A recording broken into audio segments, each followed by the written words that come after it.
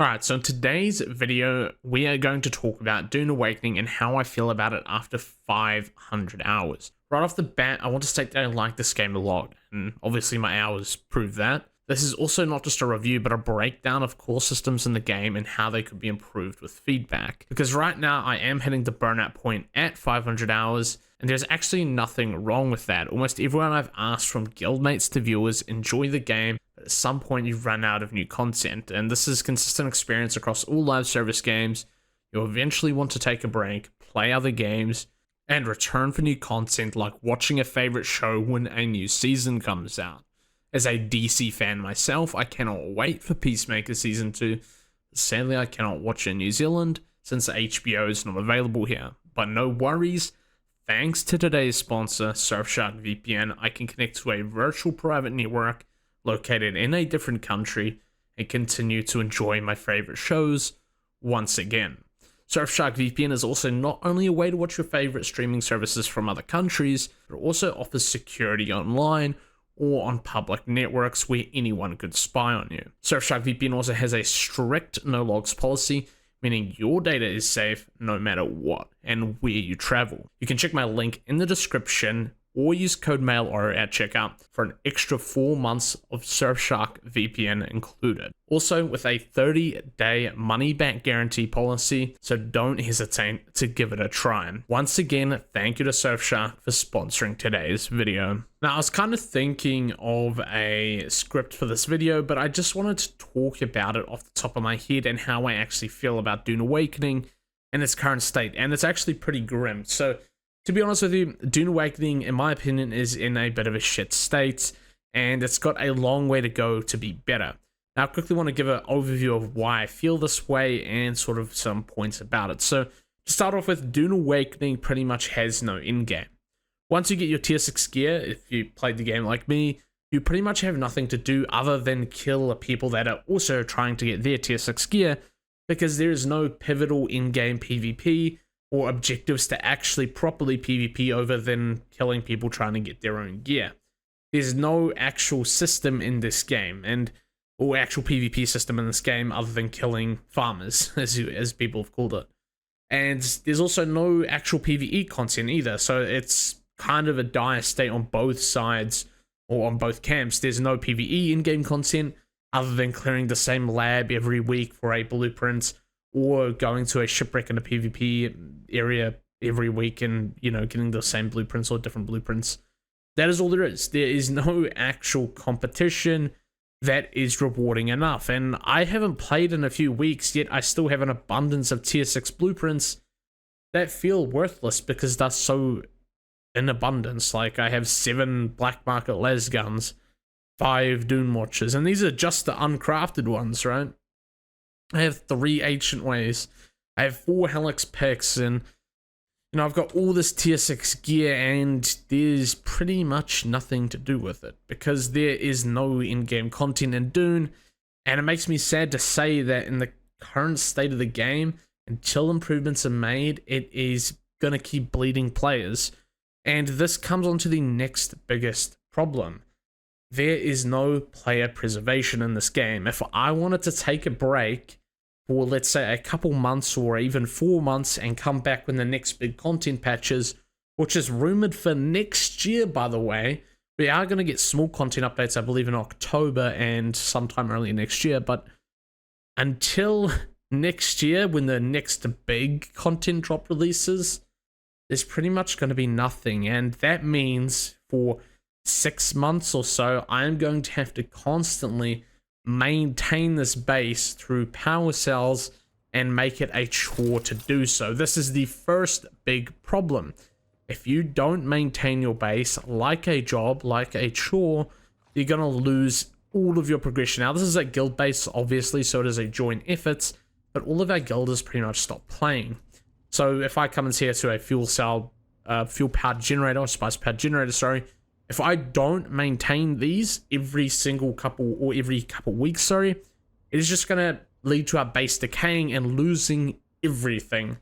Absolutely everything. All of these valuable resources are just going to be gone to the environment, pretty much. And some players, some person in the server will probably come clean it up and take all their loot, and you know, whatever. That's gonna happen. For a lot of people, it already has, as we saw like a week or two ago. You know, ThingRush made a video where you could destroy decayed subthieves and take their base and get all their old resources, and that is just indicative of the biggest problem in this game. There is no way to store your progression, and I know some people are going to say, hey, you have the banks in the social hubs. 1500 volume with 30 slots is fucking nothing. That is actually a joke. In fact, I think the devs are basically laughing at you. To put it in perspective, this single chest right here is 3200 volume, and I believe it's what, 61 slots. And you only get 30 slots and 1500 volume at a social hub. And then let's say hypothetically you took in an assault and you stored it at the social hub as well. The storage module of an assault is 1500 storage with 15 slots. Okay, congrats. Now you have 45 slots with their 3000 volume. Cool beans. But that is still next to nothing, especially when one Plastanium takes up 1 volume. That's right, a Plastanium ingot is a 1-to-1 ratio in volume, which means it is going to take up a majority of your storage. In fact, the melange in itself, this 263 melange, that is 53 volume in itself. These 500 blade parts, 50 volume. So you're going to slowly fill up all of that storage you have at your bank with just essential stuff, and then you're still just going to have to say goodbye to everything else you have because you cannot store it. Unless you make it a chore to maintain your base when there's a content drop months away. This is indicative of the biggest problem in the game that could easily be resolved by allowing players to use Solari and buy storage extensions at the bank. This is a system that a lot of MMOs actually have, where you can increase your bank size simply through using the in-game currency. It would create a good in-game loop, something to do. You could even price it fairly high. Hey, 50,000 Solari gets you 5 slots and 500 volume. Now you have an incentive to keep grinding Solari and maxing out your bank size. Of course, theoretically, you would want a, theoretical limit, right? Like 10,000 volume or something. But you want a decent amount of volume so a player feels satisfied to keep a core bulk of their progress. So should they decide to come back in the future with a big content drop, they don't feel turned off. That is the biggest problem, is if you take a break and you don't maintain your base and you only store some stuff, you're going to feel no desire to come back with a content update because you're pretty much starting from zero, other than some scraps you were able to save. This is indicative of another larger problem. The in-game economy and the in-game itself are fucking horrible, and excuse the language, but there is no in-game in Dune Awakening. You are either a PvP player or a quote-unquote griefer, killing farmers, or you're a PvE player farming resources for no reason, because there is no PvE in-game content other than clearing some shitty, easy testing station that you do week by week, gaining more and more blueprints for no reason, because you have no use for them. There's no raids, there's no hard content, there's no cosmetics that take ages to earn, there's no cool earnables or unlockables or achievements or quests or completionist stuff in the game. There is some completionist stuff in Hung Basin, but in the in-game, there is absolutely nothing other than every week going out into the deep desert and taking 30 assault trips to deposit and build a new base every single week, and doing the same thing over and over with just making number go bigger for no reason. There is actually no in-game. And on top of that, you have the duplication exploits and the other glitches in the game. This game has had dupes since day one, since the closed beta tests, and they still exist. Devs will say they've fixed them, they will say over and over they're banning players for them.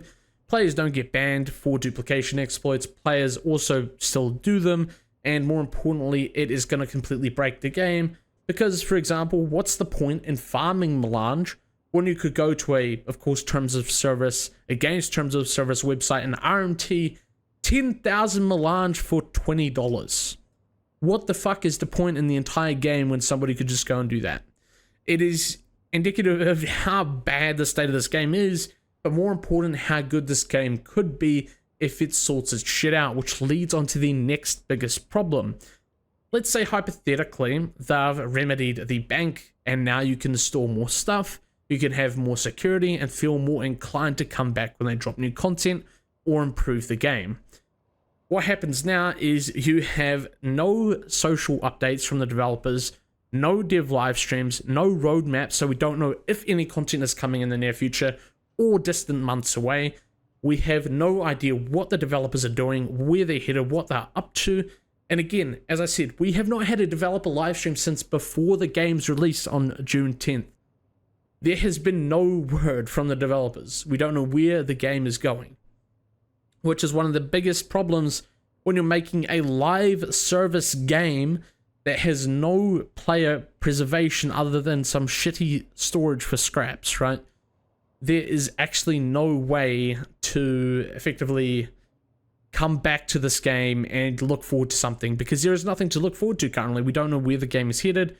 There's no new content apparently until October, by the way, is the current leaks. And yeah, just keep farming more melange for no reason and getting blueprints for no reason is pretty much all you have left to do. There's nothing to PvP over. There's no actual objectives. The lands rate is terrible still, and they said they would change that, but they haven't done anything. So yeah, the whole game's in a bad state, and even if people did want to return for new content, they are less inclined to do so because there's no way they could keep their stuff unless they make it a chore to keep their base intact. So that's sort of just the main things I wanted to point out. The exploits still exist, the bugs still exist, there's no PvP, there's no in-game, there's no PvE in-game, and there's been no developer updates or roadmap. So yeah, that's pretty much all I want to talk about. That you're better off not playing this game. I would recommend against it, but I do want to leave on a positive note. This is effectively, in my eyes, now a single-player RPG. The Haga Basin experience in itself, which is around the first 100 hours of the game, is fantastic. I will give them that. That is an absolutely flawless experience, and if you want a Dune survival RPG game where you are going to have a solid 100 hours, it is a bang for your buck. You are getting a lot of hours for your money. It is a good value item, and I would recommend it, again, as a single-player game. Don't expect an in-game, don't expect a live service game, don't expect something that's going to stick around for a long time, or you're going to put serious amounts of time into, because there's simply not enough content for that. But what I can say is it will give you a fantastic Dune experience under the guidance that it is going to effectively end. Now, they said they had a 10-year plan for this game, but we have no idea what it is, and I quickly want to preface that this game, it has potential. It really does, but unless the developers decide to actually sort their shit out, I think, and this is going to be a hot take, Funcom is worse than Amazon Game Studios who made New World. And that is a hot take, and I'm going to leave it there, and I'll see you guys in the next video. Peace.